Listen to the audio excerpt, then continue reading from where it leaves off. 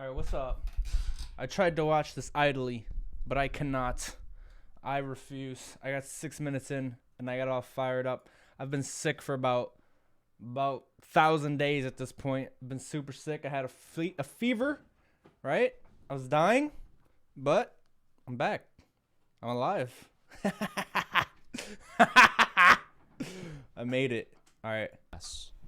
First of all, just to preface this, I know we're not actually a second in. I played so much Diablo 2. Oh my god, Diablo 2, Lord of Destruction. I would load it up right now to show you guys the type of things that I've gotten to, but it's a weird flex. I played a shit ton of Diablo 2 and Diablo 2 Resurrected. I played more than I remembered. I don't know, it's like a fever dream. Okay, let's watch this video though. It seems like Asmongold's watched more like played more Path of Exiles than Diablo. So I only like touched Path of Exiles for like a day. So yeah. The Diablo 4 team is doubling down on choices for every class. All right, here we go. I'm more happy right now about where Diablo 4 is than I was whenever it got announced. I feel like everything that they have said about the game, everything they have announced, everything they've talked about has been good.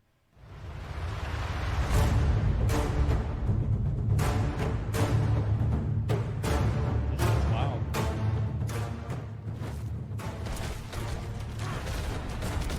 So we started with a couple of classes, and we had some really cool ideas for class. Oh my god, this guy looks like that would be Ludwig's dad. specific to those classes, and it proved to be very compelling, not just in terms of the gameplay of the class, but also, you know, if you're playing a barbarian and then maybe you're grouped up with a sorceress, and the sorceress is using her class mechanic.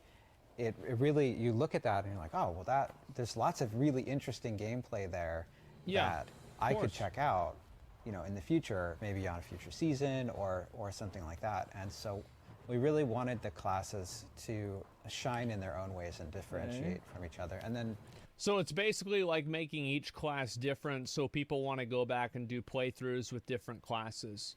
I think that's kind of what Elden Ring does. People want to try and play, you know, like with a magic build, you know, a melee build, a bleed build, etc.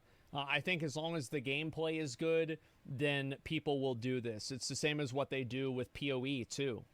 You know, like every league, most people play something a little bit different.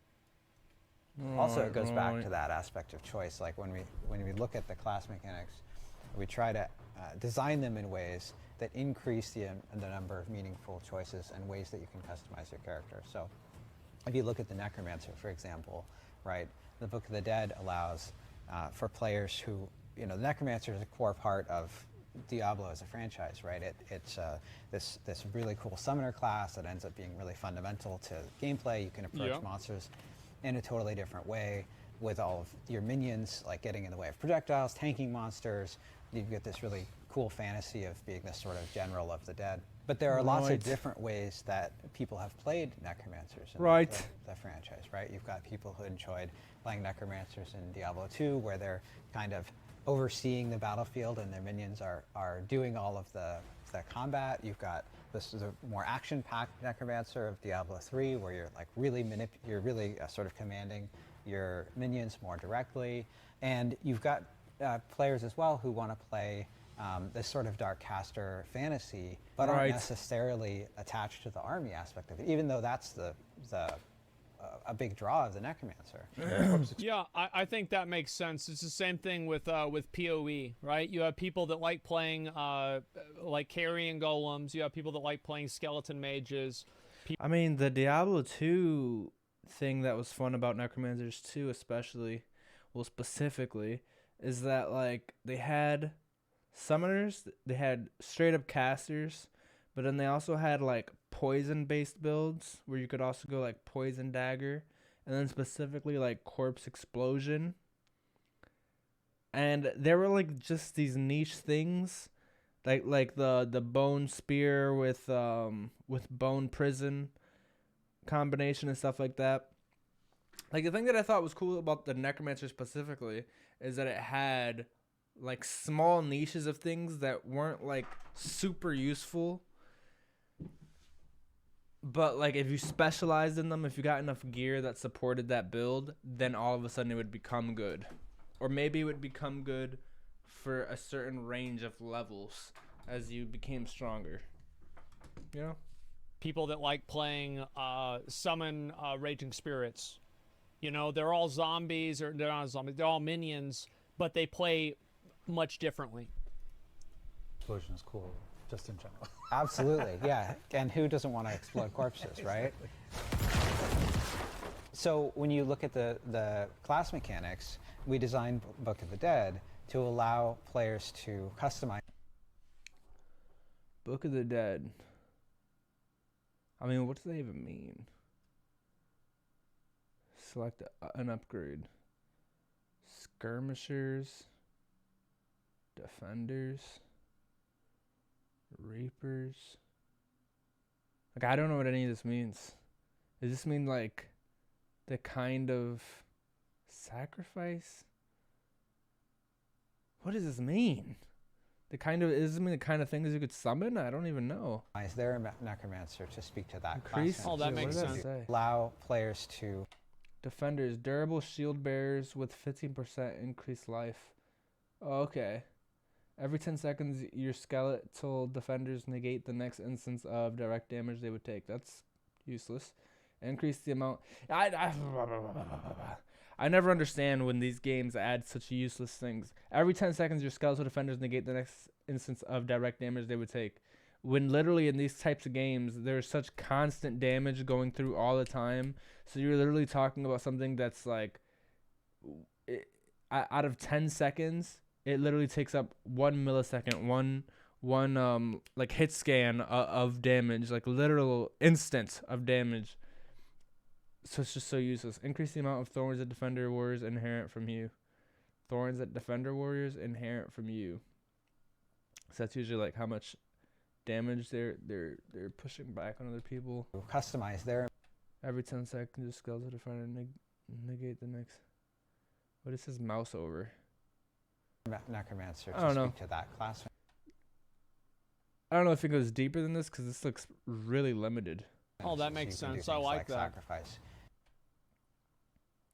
Book of the Dead. Wait, so he went to skeletal mages, and now he has like shadow, cold, or bone mages. That seems kind of cool. Cold chills and freeze enemies. Enemies who are frozen by or damaged while frozen by your cold mage's primary attacks are made vulnerable. That seems kind of cool. Maybe it's a little too much because this is the type of thing where it's like you're just gonna go with which mage is best, right? I mean, probably, unless they all have really cool aspects to themselves that could be useful in different ways. I don't know. We'll see, but it might be kind of hard. Your minions. Oh, I want to see what the bone one was. Necromancer to speak to that class. Oh, that so makes you can do sense. I things like that. Sacrifice. Bone. Uses its own bones as projectiles, dealing heavy damage for a life cost. Reduces the life cost. Attacks from 15% to 10%. Well, that's kind of ass. Your minions.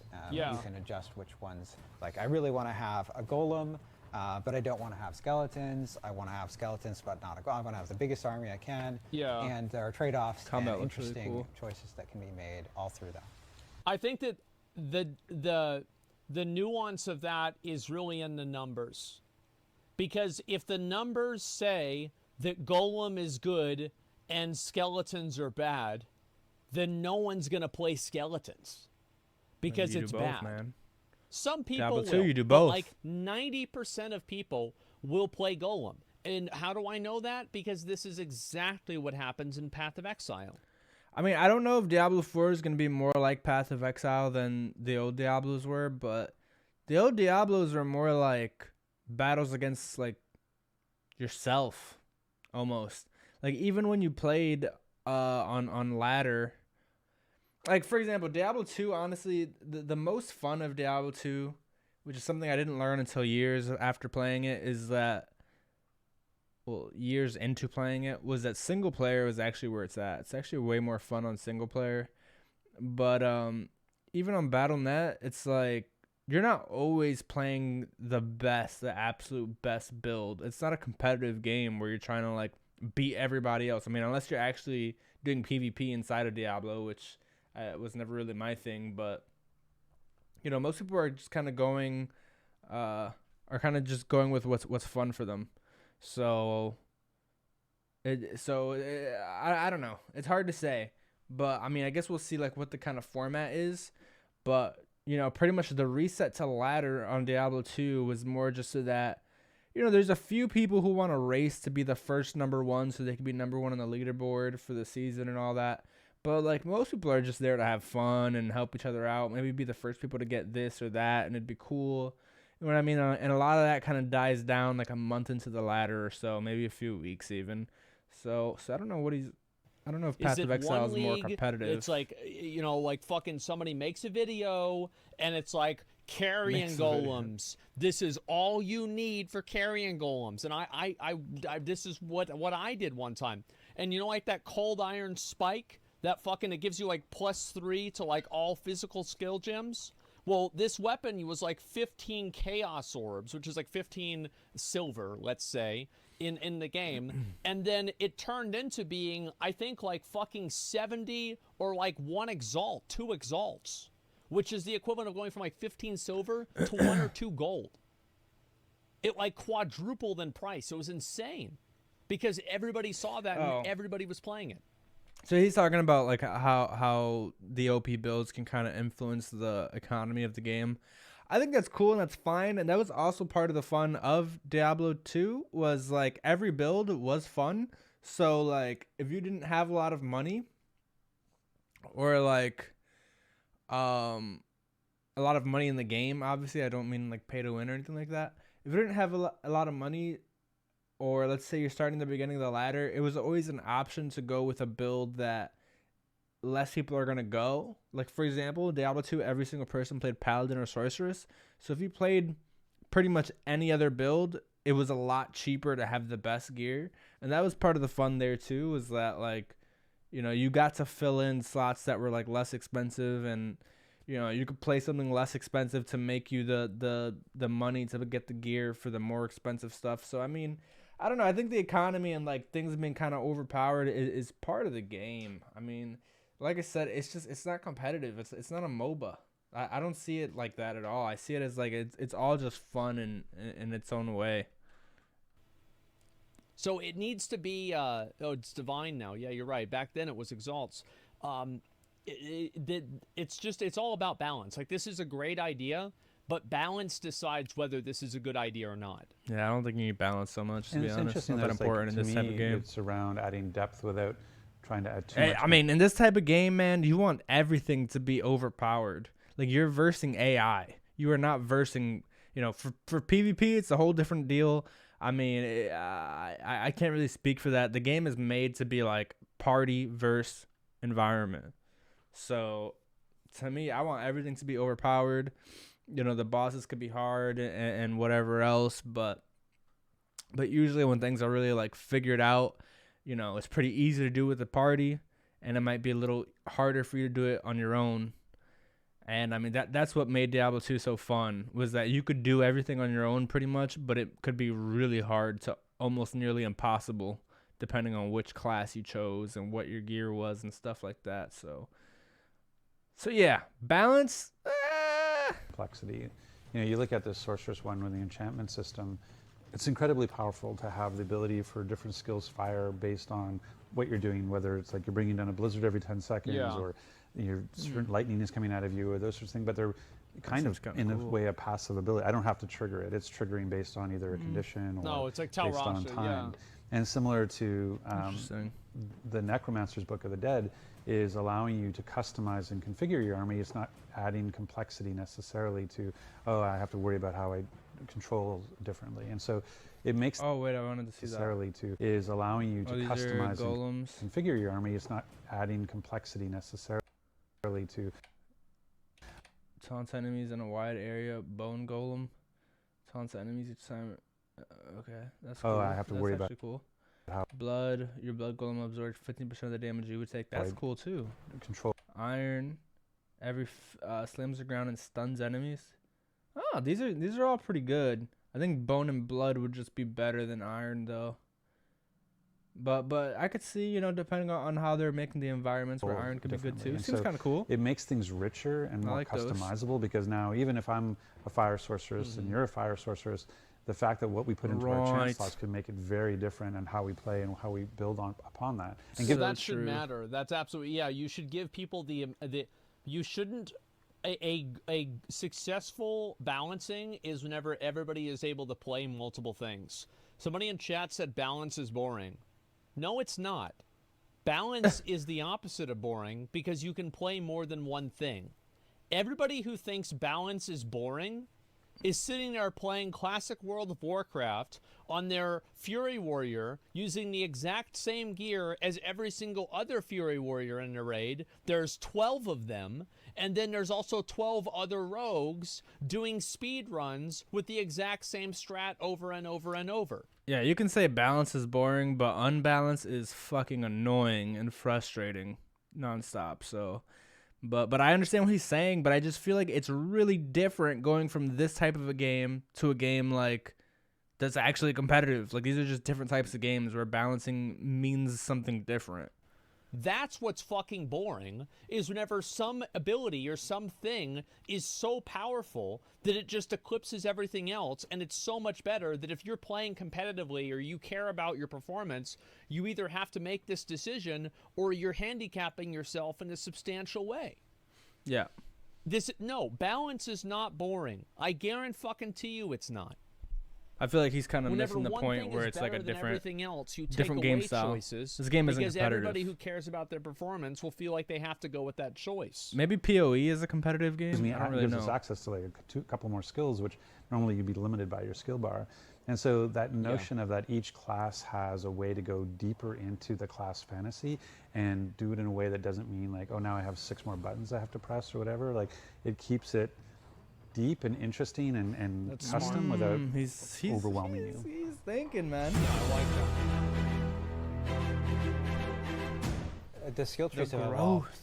It's a literal dramatically tree. over the course of development, I would say. We're on number That would 4. make sense. Many iterations. And a lot of it has come, you know, one of our strategies here has been to like really share as much as we can with the fans as often as we can. So we've gone out with and talked about like here's where our skill trees are in our, you know, in very like our log updates and like when we go to show off the game.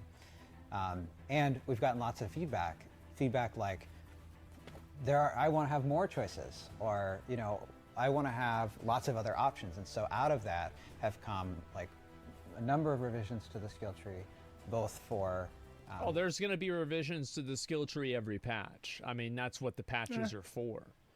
Like, personally, I enjoyed playing with, like, the skill tree in WoW, the new skill tree that they did. I think it's pretty good.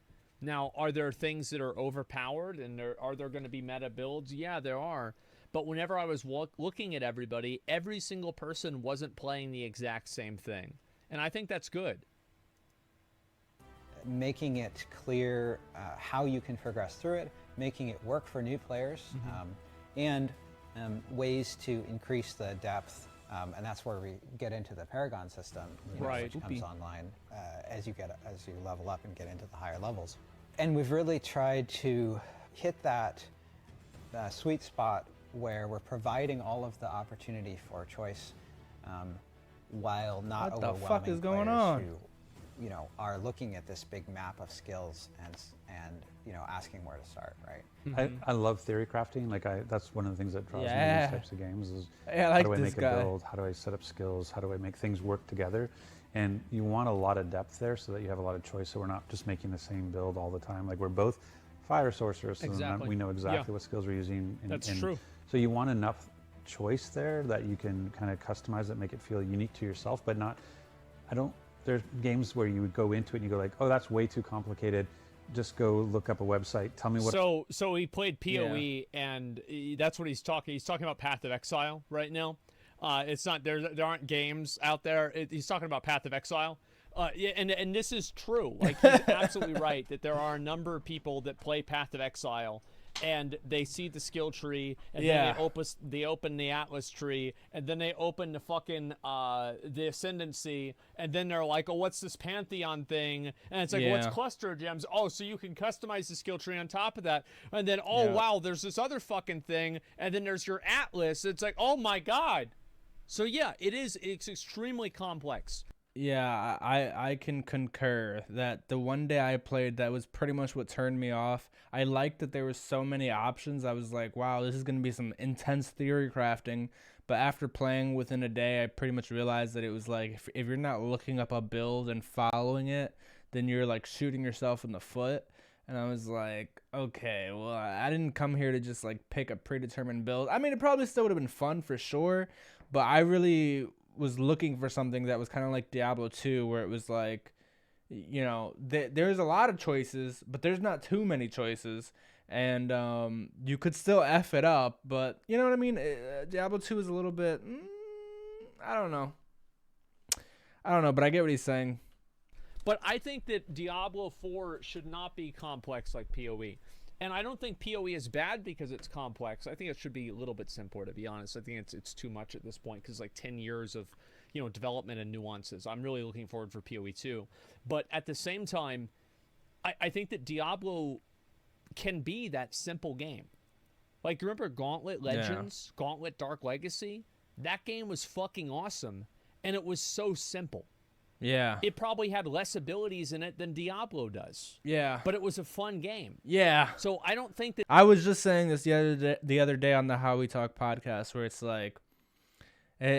like every game is literally like an extrapolation of rock, paper, scissors. And all they do is they make it way more complicated, and they add all these different like sets and extra counters and extra things that go into everything that make it like a super like more complicated game where there's a million choices. But at the core of it, there's really only, you know, like, I'm not explaining it well, but basically like they make these games so complicated when it could be fun a lot more simpler. And I remember I was talking about like real-time strategy games, specifically. You know, if you look at a game like StarCraft, it's like super complicated. And you know, I used to play a game called like Armies of Gaelnor, which used to be on FunOrb, if probably nobody knows about that. But it's just a simpler take on a more complicated game, and it can be just as fun. But it seems like games are just forever more complicating themselves for no reason. that the more complicated the game is, the better the game is. No, this is stupid.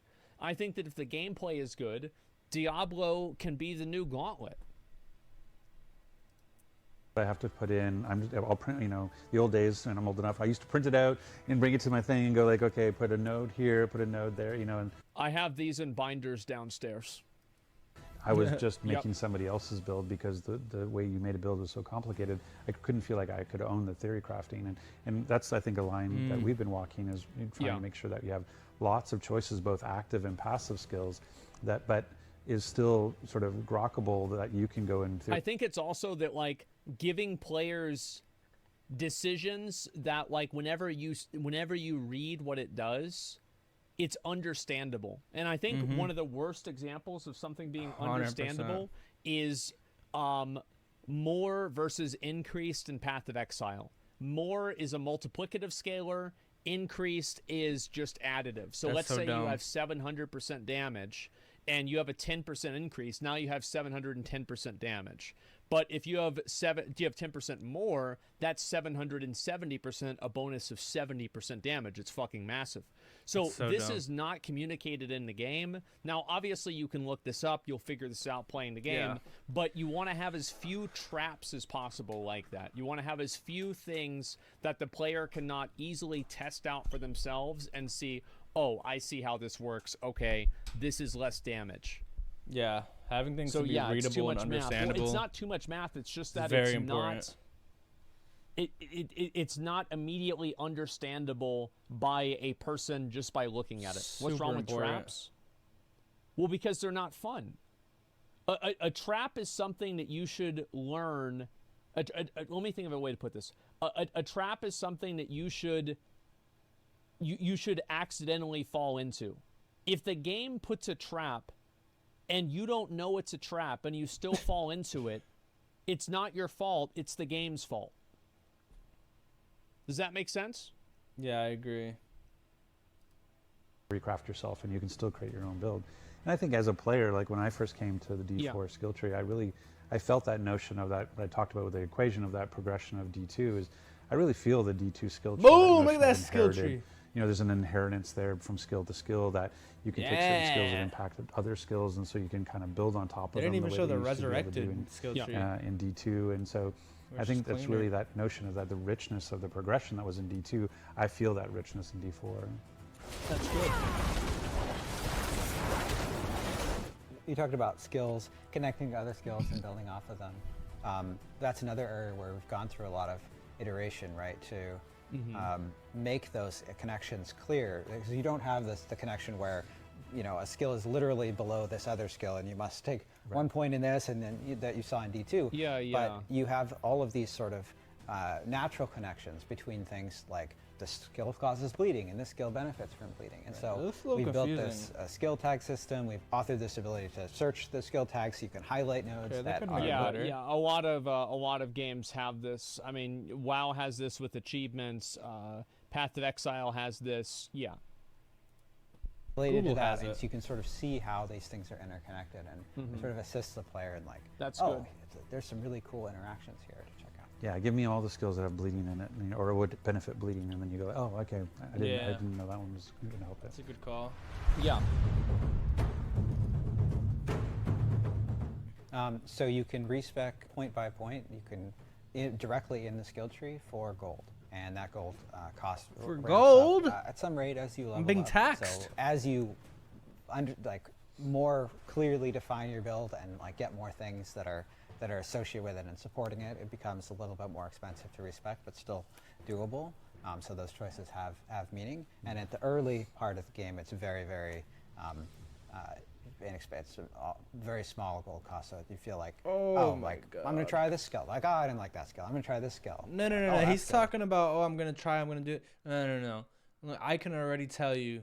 Mr. Llama SC, if you guys don't know who that is, he's like one of the big time speedrunners of Diablo 2. I know him and all the speedrunners are just gonna have the craziest speedruns where they're gonna like just be respecking all the time to be like super optimal at every point in the game. They think it's gonna make it easier for new people. For sure it will, but it's one of those things, low skill floor, super high skill ceiling. People are gonna abuse it. In a good way. Like I said, it's not a competitive game, so it's just cool. I mean, it's just cool what some people are going to be able to do with the ability to respec for cheap early on in the game. Looks exciting. I think that what they should do is they should just make it to where you can respec whenever you want for free. I think that would be good. No. I've never seen a value in making it to where you have to spend gold. Like, my experience in a video game has never been improved by not being able to respec easily. I mean, I have had my experience kind of fucked in a game because it made it hard. But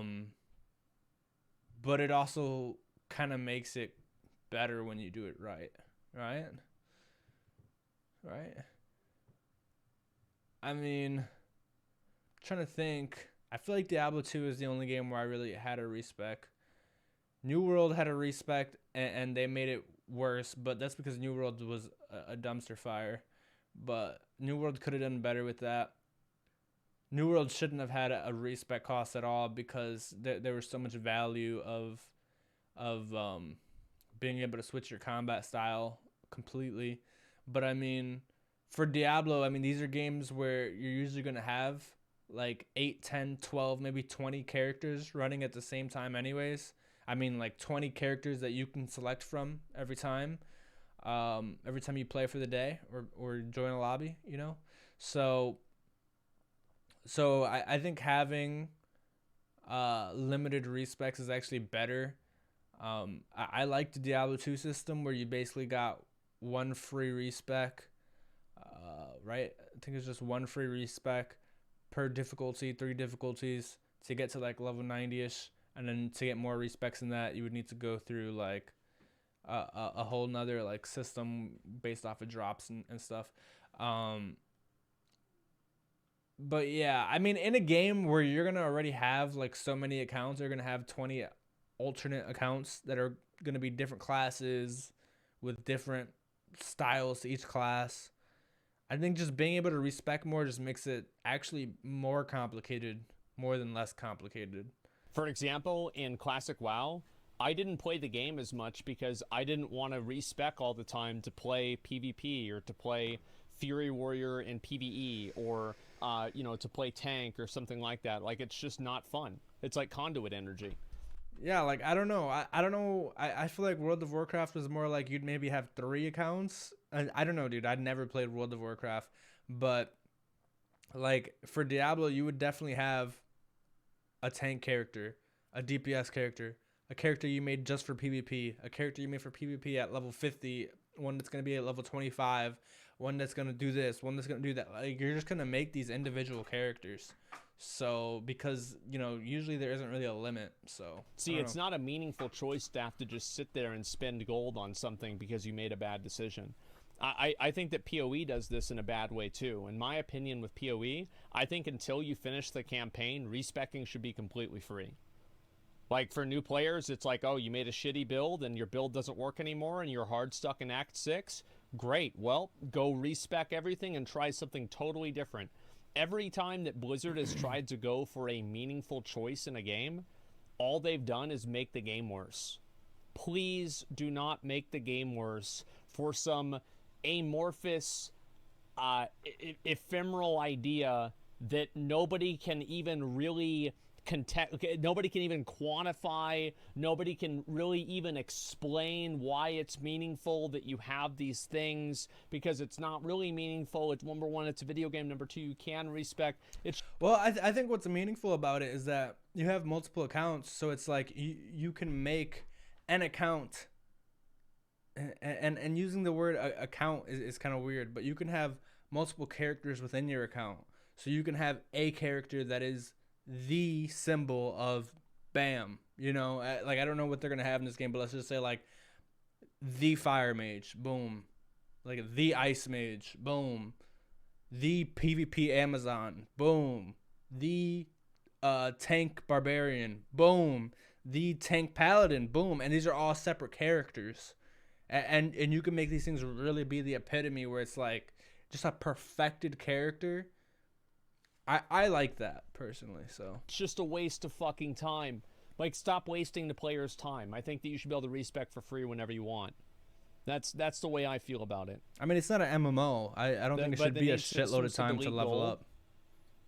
No, they don't. No, you don't need to delete You just have gold seasonal through respecs. resets That's that dumb. happen. And also, if you can't trade gold, the odds are the gold farming in the game won't matter that much. Yeah, no, you don't. It doesn't even make sense. Bad take on this one. No, I understand it. I understand it's way better than you do. They're talking Trust about me, it like it's an MMO. I've played a lot of these fucking games. And every single one of these games that I've played Path of Exile for 10 years. I played World of Warcraft for 15 fucking years. I know what I'm talking about, and every single fucking time that you add in some prohibitive respec cost, all you do is make the game worse. You're not doing anything else besides that. I don't know. I think Diablo's an respec costs just encourage people to use cookie cutters. Yes, and that's actually a really good point, is that if you increase the amount of cost and the amount of the amount of meaningful choice there is in the game, people will be more concerned about making the right meaningful choice, and they won't play the game for themselves. They won't try to figure it out on their own, because if they do it wrong, then they're going to have to pay a bunch of money to undo it. So, like, not only do you make a mistake, but now you're being punished for it. So there's just no reason to do this. It's kind of true. People defending Goldsing on character customization, we're fucked. Pack it up. That's kind of true. I mean, the only thing I'm saying is that it kind of makes it worse coming from the perspective of, like, you're gonna, like, respec isn't gonna be something that, like, erases mistakes. It's gonna be like a strategy for optimization in the game. Like, that's the thing, is when respecing becomes a part of optimization, like people don't want to keep people don't want to keep respecing all the time as the optimal way to play. But I see what he's saying, where they also don't want to have to like run into mistakes that make them not be able to explore it on their own. It's just people defend every bad game design decision. It's nothing They surprising sure do. or nothing special. Yeah, it makes the game more elaborate. Yeah, you can do whatever you want, man. It's fine. Basically stifle any creativity and experimentation. Exactly. It's totally brain dead to have a respec class. Yeah, just get rid of it, man. Fucking get rid of it. It makes the game worse. It just makes people feel bad for making bad decisions, and it makes people not want to try things and do experiments. Stupid people defending stupid game decisions. That's why I like Diablo 2, how it would have one respec per difficulty, no matter what. And maybe a little bit more than that would have been fine too. Decisions. Yes. What a surprise. Don't punish people. Yeah, stop fucking making games that punish people for playing them. It's just so fucking cringe. Didn't he like Elden Ring? Try this, right? And you can go back and forth really freely. And you can also do full respec at any point as well. So, you know, a lot of as you build out the skill tree, you have things that unlock based on other nodes that you've chosen. So we spent some time making that as smooth as possible, and that's where we ended up in the skill tree itself. Like you know, press one button to... Yeah, I mean, these are a lot like the Warcraft skill trees. Whenever you really break it down, it seems like they're kind of the same, and it's like, you know, the pick one or the other type thing, sure. Yeah, somebody said, by the way, somebody mentioned that this is an extreme casual take. That's because this is an extreme casual game. Yeah, it is. Anybody that's not a casual is already playing Path of Exile, Grim Dawn, or something like Undecember. They're already, and they're probably just playing Path of Exile because that's the best one out. So, yes, of course it's for casuals. No shit. To buy a skill and the other button to respawn that skill. So you really are just in that tree, like adjusting where all your points are, and you don't have to like jump out and go to some other menu. Bro, these guys jump out and go to some other menu. What kind of menu? Like an Atlas menu? Like, yeah, what other, yeah, which other one? What other menu are we talking about? Maybe a, you know, like the Divine Spirit menu, or whichever one, like it's not Paragons. I forgot even what they were called.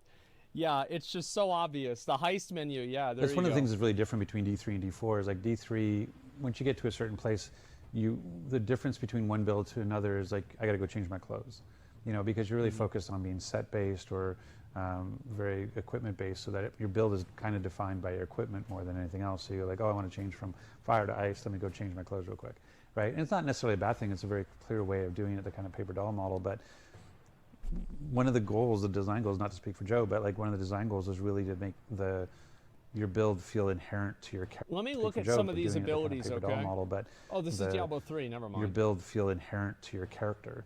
And that's one of the things about the gold cost going up over time is that basically there's going to be a point in time where, I'll make up a number, but like say at level 50, there's going to be a point in time where you go like, oh, I would like to be a different barbarian, but it's too expensive to undo everything I've done. It's actually better for me to roll another barbarian and start a new one and go fresh. And you think that's good? Yeah, I kind of do. And we wanted Diablo. that notion that like with each level you progress down a character, you're kind of becoming more and more attached to it and getting more and more sort of 100%. Settled with it, so that you're not just going, okay, I'm level 65. That's like a thing with Diablo, and also keep in mind is like Diablo is usually a pretty quickly leveling game. Like this isn't an MMO. This isn't something that's gonna take you like a month to get to level 50. Like it's probably gonna take you like 2 days of playing like all day, you know. So maybe like a week, let's say. Maybe it takes you a week to get to that point. I mean, I don't know. Somebody want to go and replay the campaign they literally just did because of an artificial limitation that you designed. I mean, I don't know, man. It's just fun. Why would how would this make any sense? You got to make the game fun. But now I'm just going to change my clothes and become a completely different barbarian, you know. So cheap in the beginning, so lots of experimentation. Do I like fire? Do I like ice? Do I like lightning? Yes, no, turn it off. And I also love the fact that you can get... The thing is that I can almost guarantee you that the way this game works, the gear is not going to be universal. If you have fire, ice, and lightning, there's probably some sort of fire damage or ice damage that you're going to get. So, and maybe not, but with a lot of these games there is. So there's going to be secondary effects that are better either way. Redo equals more gold equals more money? No, I don't think that's the case. They'll sell respecs and gold. There is nothing that they have said or done or that has been data mined or leaked that has indicated that in any capacity whatsoever. So for you to say that, you have every right to think that after Diablo Immortal. But you have to acknowledge that by believing that, you are ignoring every single bit of evidence that exists. Yes, this is crazy. Every single bit of evidence has been disputing that. Is this lazy decision to overcome the problem of a respec? Yeah, exactly. What evidence? Okay. The fact that they have made statements multiple times saying that they will not have pay to win in the game. The fact that they have clarified those statements multiple times saying that they will not have pay to win in the game. The fact that they have responded to multiple comments and critiques, including my own, on Twitter and other resources, saying that there will be no way for you to earn player power or buy something on the store that you can sell in the game or anything like that in the game. So this is not something that they said in Diablo Immortal. The guys in his chat are such doomers. Like, they just see doom and everything. Like, the fact that they're like, oh, it doesn't matter. What'd they say? They said the same for Immortal. I don't think they did. But Kappa, just wait. I remember the statements about Diablo 3. So this is not something that they said. Like, just go off of what they said, man. The truth is that as somebody, this is my job, to sit around and listen to this bullshit. The fact is that Diablo Immortal made it intentionally vague what you can buy and what you can't buy in the game. They made very specific statements. They said you cannot buy gear in the game. You see what I'm saying? But with Diablo 4, they said you cannot buy player power. This is an all-encompassing statement. So Wyatt Shang, whenever he said that you can't buy gear, he was telling the truth, but it was deceptive. Do you see what I'm saying? Mm-hmm. But in this case, unless they just outright lie, which could happen, they can't do that. Do you see kind of what I'm saying? Them selling a respec isn't player power. I think that it is. I think that most people would not like that. Overall, and then also there was the data mining. People got the Diablo 4 client. There was different types of surveys that were used, that were leaked, that were shown about like what would you be okay with and not okay with in the Diablo store. And all of these things and all of these points of evidence, none of them have leaked anything about the game being pay to win. Now, I know that there's a lot of people that still think it's going to be pay to win. You still think it will be pay to win. And then when the game comes out and it's not pay to win, you're going to think to yourself, oh, well, they're just waiting to get us on the line. Yeah, just then wait. They're going to make it pay to win. These people are so fucking annoying. I do not know So how much true. evidence you need to think that it's not going to be pay to win. And I'm not saying, like, for sure it won't be. But I think that with every single bit of evidence that they have showed and shared that has been also shared, keep in mind, without their consent and, more importantly, against their consent, with like people breaking NDAs, not a single thing has come out about this game being pay to win. Not a single fucking one. Asmongold dying on this hill? Well, then stop trying to kill me on it because I'm fucking right. I'm fucking right. Yet, of course. He is right. He's not even being optimistic. He's just going off of what is being shown. Whereas all these people are just very annoying how they just like will just always assume the worst. Like 2 years could go by past the game coming out, and they'll be like, "You just wait, man. The player power purchase pack is coming." Of course it's yet. Yeah, I'm right. Of course it's yet. Listen, no, you're not. Yes, I am. Absolutely. See, this is the thing, is that I've watched all of these videos. I've seen all of the fucking data mining shit. I've seen all of it. And people are like, no, it's going to be pay to win. Exactly. So you think it's not? It is. Yeah, it's going to be pay to win. 100%. You know it, I know it, everybody knows it.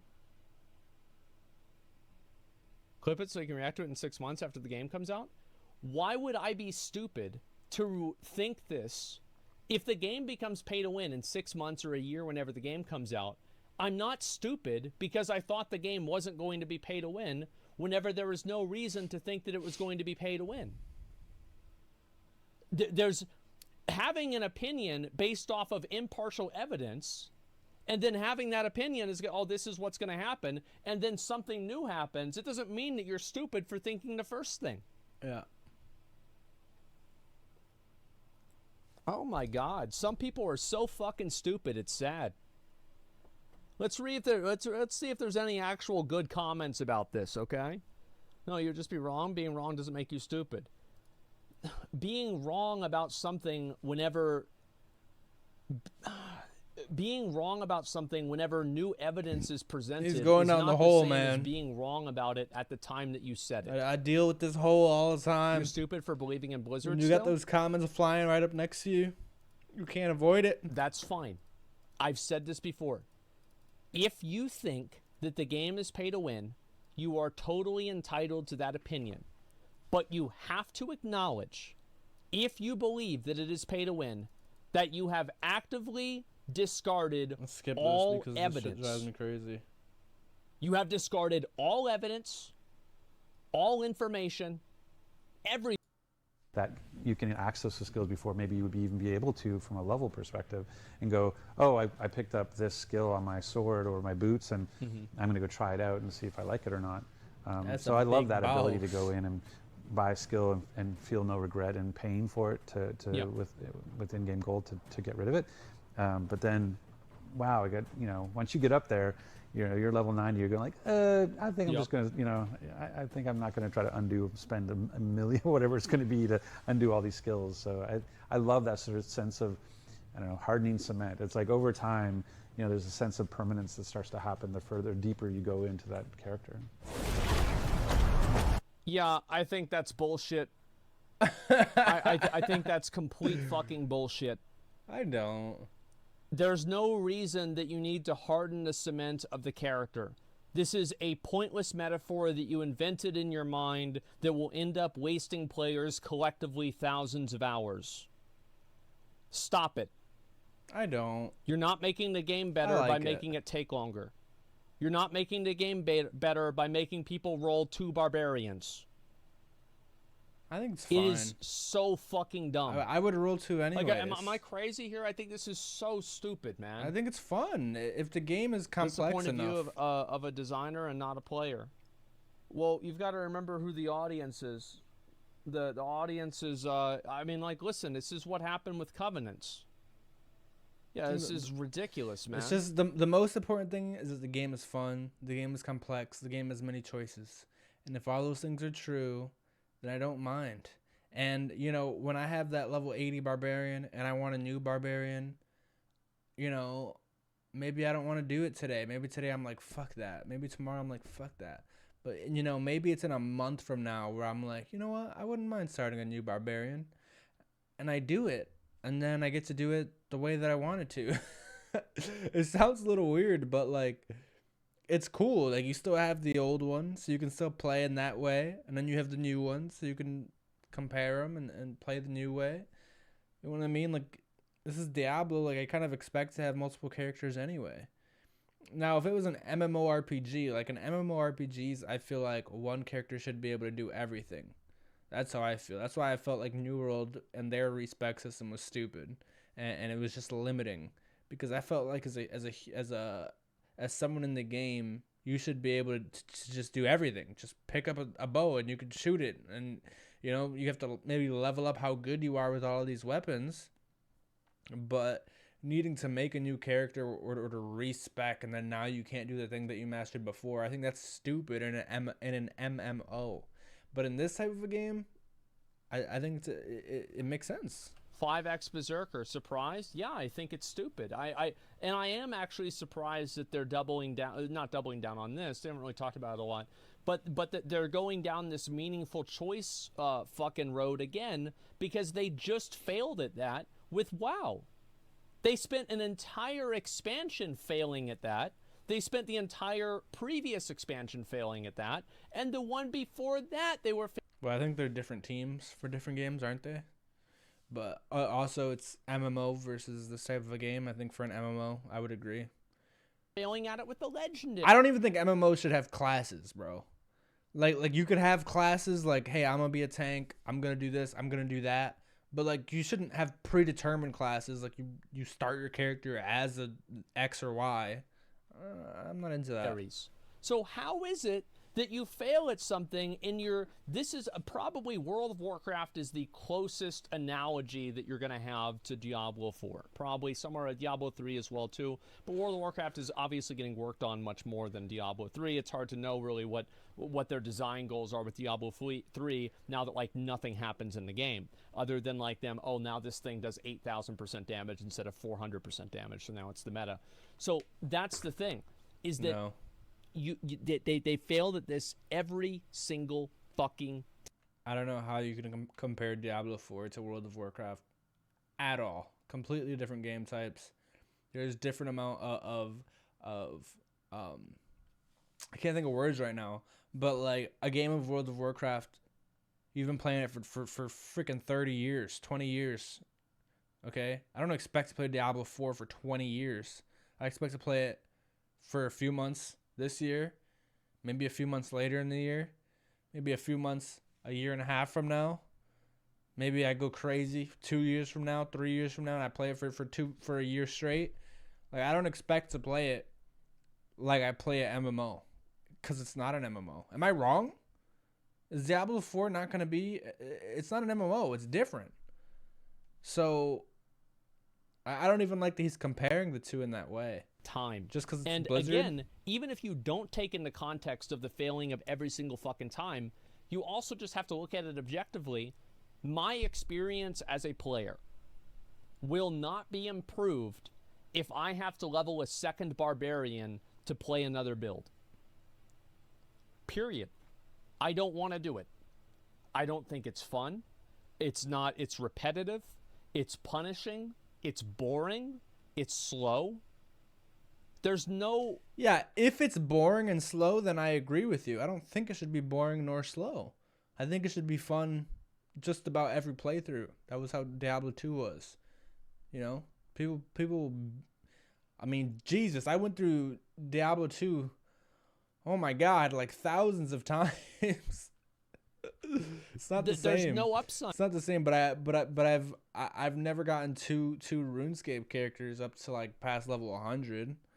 Because it's an MMO, it's different. It's slow. It takes a lot longer. Like, it's just different. To this, I think that's one thing that they have to release to make Asmongold kind of maybe look at it from a new perspective. Is how long is it expected to take to get to max level? Not max level, but to get to, 90 or 80% of max level in Diablo. How long is that supposed to take to get through the campaign? How long does that take? If you play Diablo 2, you know that creating a new character is not a big deal, unlike in WoW, completely different. Yeah. If it's not a big deal, then why do you have to do it? Because it's fun, Asmongold.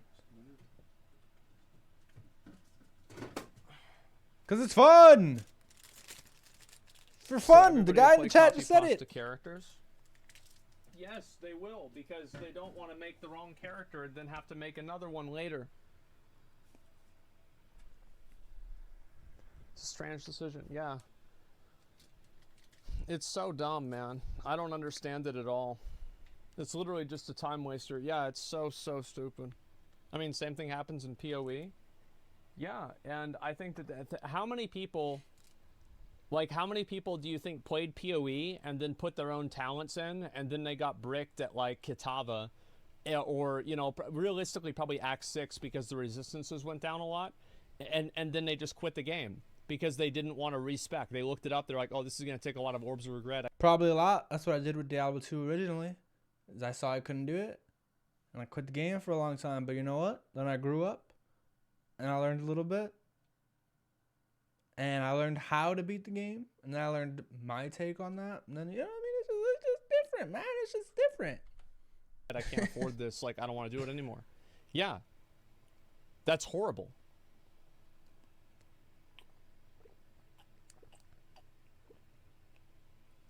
PoE is not fun to replay the axe. Diablo 2 was. Yep. Oh, bad comparison. So you think that you think my comparison was bad because of your subjective decision? Yes. Because there's a lot of people that like replaying the axe in PoE. So your subjective evaluation. So the people who like playing the axe in PoE, do they dislike making a new account? If they mess up, they probably like it because they like the axe. Evaluation on if the axe are fun to play or not is why the system is good. It doesn't make any sense.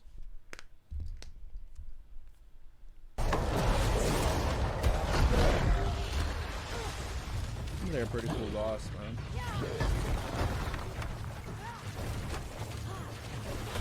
Oh, that's the end of the video. Okay, all right, never mind. Okay, I'm gonna go ahead and I'm going to on testing and its live service plans. Wait a second, what's this here? When did this come out? Did I see this? This came out 2 fucking days ago. Holy shit. Okay, well, we're gonna watch another one of these and then we'll watch something else after that. There's apparently a lot of Diablo 4, content. So this is good. We've got a lot of stuff to look at. Release date? So this enforces video too. Yeah, I'll just watch it. I mean, it's personal. Yeah, I just don't like repeating it. Specifically, standard is there for folks that don't want to level. All I'm saying is that I think that making a player re-level over and over and over is just simply not. This is not fun. And also, if you contextualize this around the fact that Diablo 4 is supposed to be a casual game. Like, I feel like is it stated that it's supposed to be a casual game? No, but it's kind of implied with how many times they say, oh, you don't have to go to a bunch of menus or look at a bunch of stuff. I think the idea is for Diablo 4 to be simpler and easier to get into. Yeah. And they mention this multiple times with, like, not having a bunch of abilities, being able to customize them, etc. And if that's the case, then it should be easier easier to level up. Why is it that you're adding something that is casual, unfriendly? I don't understand it. Some developers hate the fact that you can see someone's build and just copy it in a few seconds. Yeah, but that doesn't stop you from making a new character and copying it every step of the way. Anything. PoE should have proven that endgame is what makes people invested. Why are developers make the grind early and the story so important? I don't understand. You can still reset with gold. You shouldn't have to reset with anything. And if it just costs more gold and then it's harder to respec later on, I think that this is just a prohibitive cost that makes the game worse and adds no gameplay and just punishes casual players and people for trying to try different things in their own game because they're having fun with it and they want to try something new. There's no logic to this. It's just a stupid decision that I think that the only reason why people are okay with it is because the games have always been like this. That, like, oh, well, it's 50 gold to respec. Why? It doesn't make sense. This mindset is stupid. I think it is too. Yeah, absolutely. They're fixing this in PoE 2, which shows that they recognize it's a shit mechanic. Yeah, I hate respecs. Gold sync. It's number one, it's not an MMO. Number two, with the types of trading that you have, gold syncs are not necessary. Number three, if you have a seasonal system, the economy will not last long enough for the gold inflation to be so high that it will be problematic. I mean, also, you can always just readjust the amount of gold that could even exist in the economy in the first place for the gold syncs to not matter. It's a looter. It's just it's just it's so dumb. I don't understand how people try to make sense out of something that's so I mean, I think stupid. likely, like, when you go to, like, Diablo 2, I don't know how much Diablo 2 Asmongold has played, but gold has in Diablo 2 at least, gold was absolutely worthless. You would just have like a crap ton of it. You literally only use gold to like repair items pretty much, and if you died, you would lose gold. But you would almost always have a surplus of gold. Pretty much gold was just a way to stop you from like dying. Yeah, I mean gold was just kind of dumb in Diablo 2. I mean, being able to use gold for respec, I mean, we'll see. The game could be so different. Who knows? But man. But my biggest issue with being able to respec easily is that when respecing becomes a strategy, when you start needing respec as a part of the strategy to be at the highest level, I think it's kind of lame if you're gonna need like to be respecing a lot because respecing is free. Oh my god. Let's see here. The base of it is to remove respec to the situation at hand. Most people don't do that. Most people aren't going to go through and respec their character every time they fight a new boss. It's not going to happen for casual players. This is something for like hardcore sweaties to do. And even the hardcore sweaties probably aren't going to do that. Do you know why? Because they're going to have a meta build that can do everything by itself, and they'll have gear good enough to do it without having to respec. Because if you're respecing, that takes time. Clicking all those buttons takes time. It's just so stupid. Anyway, let's go ahead and let's watch this other one here. Overall, I think the interview was a W interview. The respec thing was fucking stupid, but everything else was fine.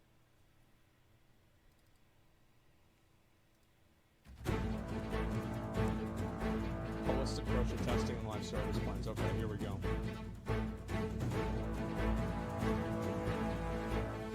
I think it's really interesting, like one of the things coming to Blizzard and coming to the Diablo team and seeing a lot of the kind of way that they do testing. You know, there's a phrase that's used a lot around soup tasting, which is this notion of, oh, we're going to put it together, but you always have to taste the soup, and does it need more salt? Does it need more flavor? Did we do too much of something or not enough of another? You can't eat this soup standing up, your knees buckle.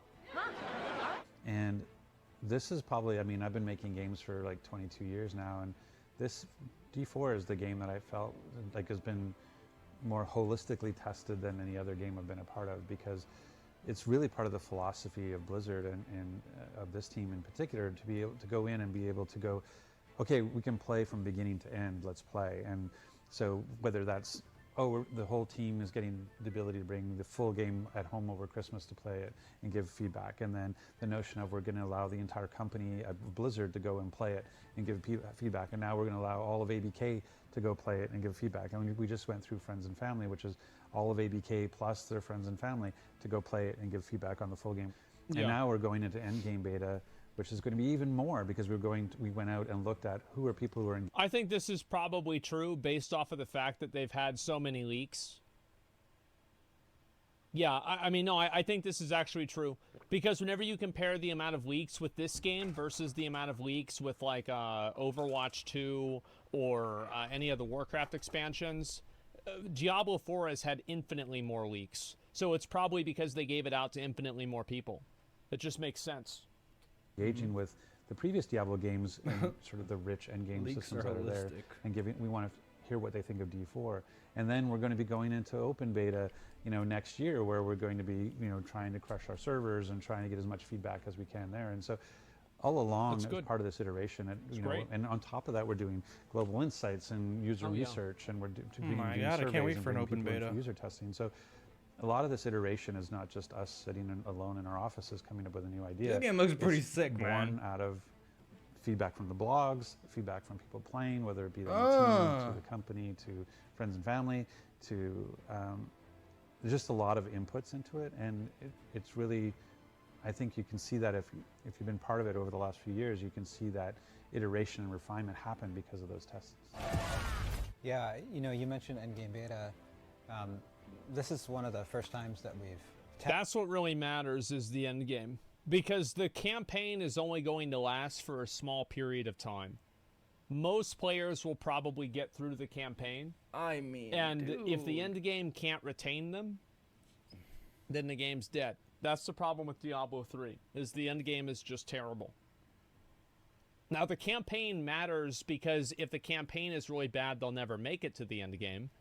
But I think the end game is really what's going to make a big difference. I don't know. I don't know how Diablo 4 is going to operate. Like how to test specifically for the end game. And the reason we think it's really important is because I don't know what kind of end game they're going to have for Diablo 4. 4 is a live service, how we have really exciting things to come with seasons, how they're going to be really big and crunchy and meaningful. Yeah, seasons have to be very transformative. Like the Path of Exile seasons are extremely transformative, sometimes too much so. So, you know, it's really important not just to support that, but also because we know that we have so many players who enjoy playing Diablo for, you know, way past the campaign, really getting into the end game systems. And so this gives us an opportunity to, you know, test the end game systems before we get to launch, and then make adjustments. You were talking about players getting through D2R very quickly. Yeah. So this will give us an opportunity to sort of test where we are with that early enough before release that we can make. This is smart and a good idea. I think that this is the mistake that they made in Diablo 3. If you guys ever remember back in Diablo 3, I was there in the Diablo 3 beta that only was up to Leoric. And guess what? Act 1 was fucking flawless. And then the second that you stepped into those fucking sands, you had the wasps that shot the mini-wasps, and the mini-wasps disappeared randomly, and then they would hit your character and you would die. So they need to test a bunch of other stuff. They can't just have it where, okay, well, the game is, it's decent where it's at now, and we're just gonna, you know, hopefully the rest of it is gonna be fine. No, they should test everything. Act 1 was buggy too, just less buggy. It was so much less buggy that the way I remember it is that it wasn't buggy at all, okay? That's how bad Act 2, 3, and 4 were. Some small adjustments to endgame systems, and really make sure that when the game comes out and players finish the campaign, there's some content there that has had some testing against it and had some adjustments made, so they're not beta testing it at launch. Yeah, I mean, Diablo. Yeah, imagine that. Right? I mean, that would be crazy if that happened. You know, wouldn't that be just really funny? Yeah. So anyway, last time that happened, I feel like Path of Exile has set the bar for what seasons are in an ARPG. Have they? So I really hope that the Diablo 4 season is not, we are rebalancing the set bonuses of all of the class sets, so the class set that was good last league isn't good this league. To do what? The same thing? I don't know about that. And that's what I'm worried about, is that I'm worried that the seasons will not have, like, every single PoE season brings in, like, pretty much every single one brings in new bosses. It brings in a new system, a new mechanic, something like that is transformative to the game. That's it so has hard, to happen. though. Well, it's a systems game, right? That's what we talked about. Like, you know, look at my experience with D3. I played D3 for hundreds of hours, like literally hundreds of hours, and I've played the campaign in D3 probably twice. Stay a while and listen. And so that notion of, like, yeah, it has to be a kick-ass campaign. You have to have great context and great story, know what it is, why the world is the way it is, and set it all up. But you're unleashing players after they complete the campaign. You're unleashing them into a game that hopefully will entertain them for thousands of hours. And so in the past, we really haven't had that opportunity for people just to go into it and say, okay, this is the starting point, because this is certainly not the end. This is not where, like, this is the beginning. Yeah, the campaign has to be good. Effectively, that's what he's saying, right? Campaign has to be good. It has to be fun. Because if the campaign sucks, people aren't even going to make it to the end game. Like, I am not a fan of, oh, the game gets good after. No, it has to be good immediately. Where this live service becomes, and that 1,000 hours starts, not where it ends. And so, yeah. But we want it to feel rich, because we're going to have seasons, and you're going to have seasons that are going to change up the game. And so, there'll be lots of stuff to add incrementally as we go. But There'll you want be to new know that when bosses. that person finishes the campaign, that they immediately have something really cool to go and do and start to engage with those systems even more fully as they work their way to beat that level 100 boss. I guess I just feel very scared. Like, I just want them to make one good game. And it's like they're planning on making a game up to 4 seasons a year that are all going to have something added that are going to be good. I mean, it's expecting a lot out of them.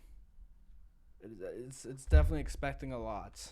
On up to 4 seasons, I think 3 to 4 seasons a year is fine. 2 is probably too few seasons. I think 3 Really? to 4 is fine. I feel like it's expecting so much. We've been trying to be a little cagey just because, you know, one of the things that we're still working through is when you work on a live service, the notion of what you want and when you want it, the pressure starts to change. I want my loot because and I want you know it when you're now. building a game like we are now, there's really a lot of focus is on what you want, like what's the right game and how do we Yeah. get the right quality and all the features that we want to have. And so, you know, we set our date based on making sure we Oh can my get what we god, and want. so many people in the comments are like, yeah, 3 to 4 is perfect. I'm like, man, that's a lot. I feel like if it was like a 4-month season and then a 4-month transitionary period where like nothing was happening new, just people who, you know, didn't play so much, wanted to try some new things before the new season, you know, didn't get to try everything and they want to try more things. I don't know, man. I don't know, man. And what does that do for, like, is this game even going to have a single player option? I mean, it's got to have a single player, right? And if it does, like, are they unaffected by seasons? Or are the seasons going to impact you also? Are they going to reset your single player characters? I have so many questions. It's really hard for me to, like, have much input. But it seems like a lot more people kind of, like, have an understanding, maybe because this is kind of like what Path of Exile does. Maybe Diablo 3 did it. I don't know. I was one of the people who I played Diablo 2. And I was looking forward to Diablo 3 for a decade. And then when I first saw, like, Diablo 3 starting to, like, unveil what was going to come out with it, I was just completely let down and disappointed to the point where I didn't even try the game. So, man, I don't know. I hope it's good, man. Want to be That's all I can considered say. what D4 should be.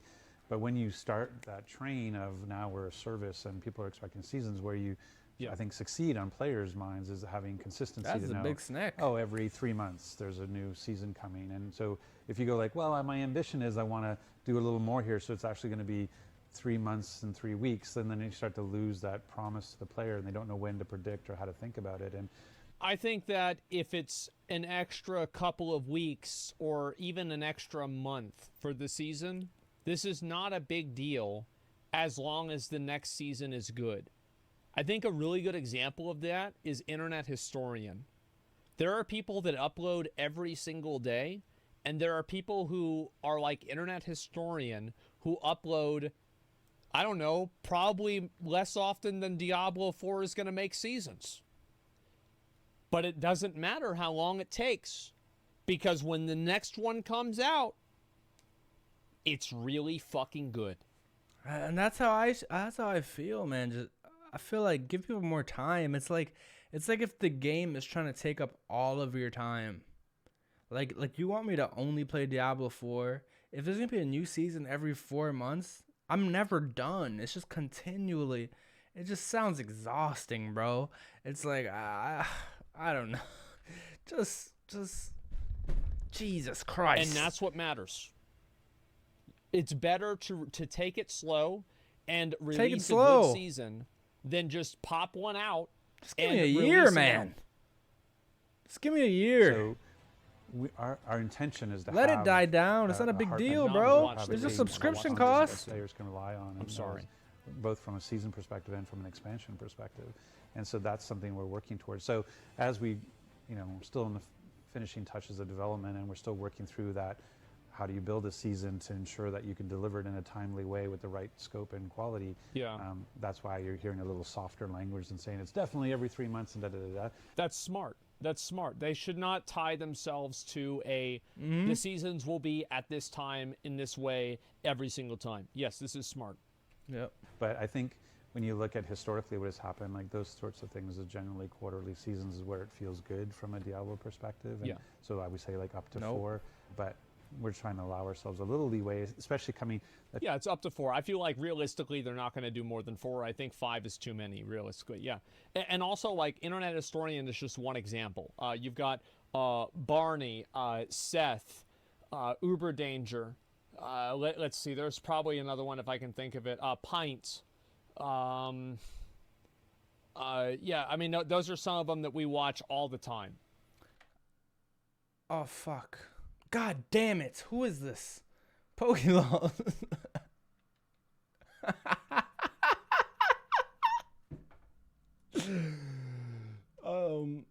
Maybe I'm misunderstanding it. Because they're saying seasons?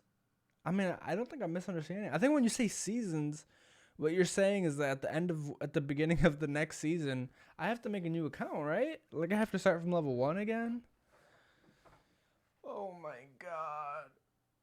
Because I feel like the word you would be using is like expansion. If there's an expansion every 4 months, then it's like there would just be a continuation. I'm more into an expansion than a season, like restarting the ladder and all that type of stuff every 4 months.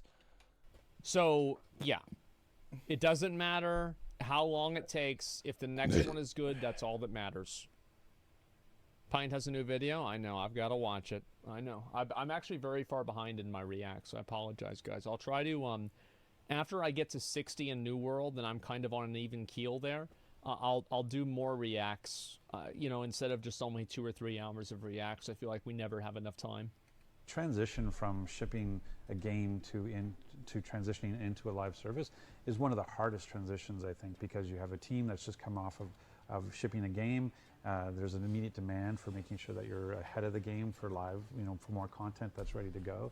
And there's always this pressure to pull from that content, those people to come and work on the main game. It's like, why are you over there? I could use you over here. Yeah. And so that transition from game to service is a really tricky part of that development. And so that's kind of why you hear a little bit of softer language until we get through that transition, and then that language will harden quite a bit. The design of Makes D3 sense. seasons is certainly a foundational element for us here. I hope not. The Diablo 3 seasons are fucking boring. You know, one of the really cool things about D3 seasons is that you get a fresh start with every season. You know, you get the Why was having to level your character again a cool thing? opportunity to try, you know, if we're talking about how different all the classes are, you get to try a different class or try a different build per class and try it in an environment where there are changes to the meta or other changes. And where we see that going with Diablo 4 is not just changes that we can do. You know, Rod spoke about, you know, having a team of people who are working on that. So it's not just changes that we can do to the meta, but also additional features that can come in. Yes. With seasons and really making them Oh, that's a big bear. Transformative. Make them transformative, different, new, exciting. Make playing Season 7 different than playing Season 6. It was also different than playing Season 5. change up the gameplay of Diablo in meaningful ways. Yes. and This is good to exciting hear. ways And having exciting new things. This is like that. great to hear. So, Yeah, what I love about seasons too is it allows you to test things and try things. And so if something's working, you know, as opposed to, oh, we're only delivering a game every X years, and so Yeah. you don't have that ability to sort of refine and iterate over time. And That's so true. We can try a thing in seasons and go, hey, what do we think about this? And people go, oh, this is my new favorite thing in game. This thing and we're like, oh, really? Okay, well we're going to keep it now, and we're going to go and do something else. Or Yes. So, I don't know, is it maybe like whenever something goes core in PoE, right? I mean, all you need to do is just do the exact same thing. Everybody like Delve went core. Remember whenever Synthesis came out? Fuck that. Nope. That was gone. we can refine things that maybe, like it just allows us to play a little bit more. But I love what I think brings a lot of people back for D3 is that fresh start that Joe talked about, that notion of, oh, you've changed the meta, and I want to kind of go and experience that progression again, but maybe as a different class or with the same class with a different build because there's new skills or new legendaries or new ways to experience the game. And I think that's going to be a big part of our season sort of thinking as well, is like, okay, like how can I come back and revisit this and play it in a different way, in a different class with new features and new content. New features and new content. Let's focus more on that than replaying the fucking campaign. Please, let's focus more on the new features and new content than, oh, the 6 is now a 75 and so now it's overpowered and so you should play it now. Yeah. Please, let's focus on the new fucking content. Yeah, I hear that. The end game beta. Because where we're at right now is just, we're moments away from end game beta going. And Moments. I think that's, again, as Joe talked about earlier, that's the first time that we're really doing this kind of a test. And it's part of this soup tasting, it's part of that, do we need more salt, do we need more pepper kind of thing. Live. Give me a taste. Oh, this is gonna be right. Oh, God, I gotta sit down. But we're feeling really good coming off of all the other tests that we've had. Like, again, we've had the ability for people, a lot of people, to play from prologue to epilogue. And that's that.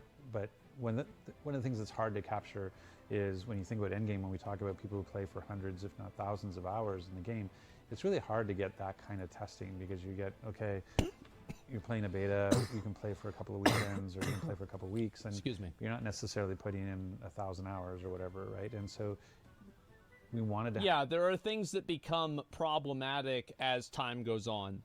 It's kind of like what I was saying about like sound effects. Whenever you hear a sound effect and it's really cool, and then like you hear it for the 780th time, And it's still cool. and it's not as cool anymore. It's just fucking annoying. Oh no. So you really want to make sure that you're avoiding that. I don't know about those Seinfeld's things. too old for you, bro. I went back and I tried to watch Seinfeld again. That I shit's was like, boring. oh, maybe it's adult jokes. I didn't understand them. I watched it's it as an boring. adult. I still thought it was stupid. Facts.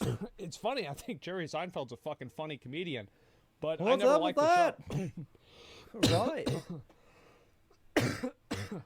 Bro, I fucking always breathe my fucking liquids, man. Oh my god, it's so annoying. That's crazy. I have the must be a same fish. shit happen to me every fucking day, man. Have a time to That just would piss soak me in that off. experience. Okay, there's no campaign for you. Yeah. You're just all you have are the things that'll be available to you in endgame, whether it be Nightmare Dungeons or Helltide or PvP or Yeah, the whatever. Whisper bounty system. Like, these are things that are. we wanna so make they're sure gonna have can like a really fleshed out hold up PvP. for players that once they finish the Oof. campaign. And that's a really exciting place to be. You know, like I said, to have a game that's been playable from prologue to epilogue for so long is really This just different for me. sounds It's really so refreshing, and easy it's really to been about fuck up. how we continue to polish and bring it up and bring it up and bring it up and find those iterations. And it's been also really interesting that with the philosophy of the Diablo team to be able to talk to players quarterly. Historically, I haven't done that. That's not something we've done, is sort of brought them along on the journey. Yeah, I think that the updates that the Diablo... I feel like the Diablo team in general has done a really good job. I agree. I'm going to be honest. Like, I really think that they've done a good job. I can't think of anything that was, like, problematic or, like, stupid that I didn't like. I honestly think that they've done a very good job so far, like, talking to people and keeping people up to date. And testing has tended to be like, here's a multiplayer beta for some weekend. It hasn't been, hey, we're going to get beta testing on the whole game. We'll let you soak in it for 100 hours and tell us what you think, kind of thing. Yeah. And so that's really been informative from a design perspective, but that's kind of where our big push is now. Like, we feel good about where we are with the campaign. A lot of it is implemented, a lot of VO is implemented. We're sort of finishing up the cinematic part of the story. Blessed Mother. We're honing in on making sure the end game is where it is. We're making sure that we have things in place that we've already started, season 1 work, and those sorts of things, so we can be prepared for when the players finish, that they're ready to be able to, have more there waiting for them when they finish the campaign and That's good. and the first season starts. So I don't know, is there like feeling good right now, honestly. I think that's a great Guy's summary. baked. It's a very exciting time for Diablo 4 and it's an exciting time for the franchise overall. That's crazy. That's crazy. Sanctuary. Hey.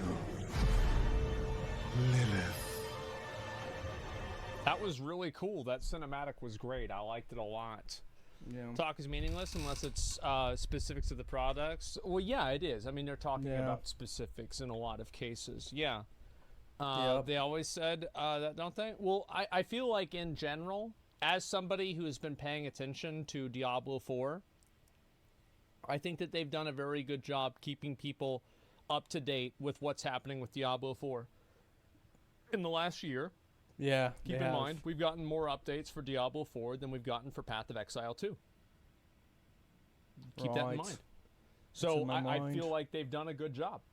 Absolutely. Blizzard cinematics are better than their games. I feel like 100%. everybody was expecting, the Warcraft movie to just be like a, 1.5 hour Blizzard cinematic.